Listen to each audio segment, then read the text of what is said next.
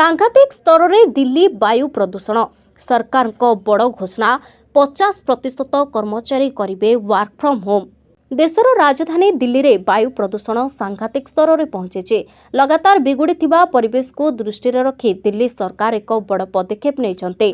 सरकार को घोषणा अनुसार वर्तमान राजधानी समस्त प्रतिष्ठान रे 50% कर्मचारी वर्क फ्रॉम होम बा घरे रही काम करने बाध्यतामूलक करा जायछि।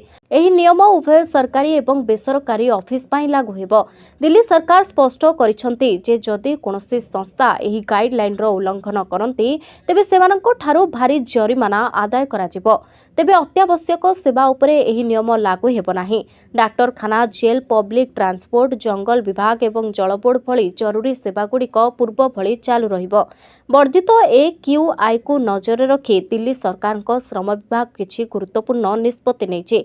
निर्माण कार्य बंद रहिबा कारणरू कोठाबाड़ी निर्माण रे नियोजित श्रमिक माननकु 16 दिन पई 10,000 टंकार क्षतिपूरण दियाजिबो। श्रमिक माने जेपरि कोनोसी आर्थिक संकटर सम्मुखीन न हुअंती सेतिपाई सरकार एही पदक्षेप नेछन्ते।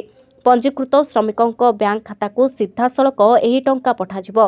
दिल्लीर वायु अत्यंत विषाक्त होई पड़िथिबारु सेठारे ग्राफ जारी नियम लागू करा जायछि।